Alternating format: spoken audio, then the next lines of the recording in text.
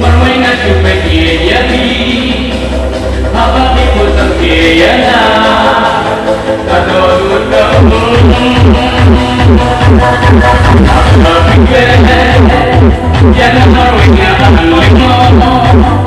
Surbahi dalam pangan ngajo Nesikira kinte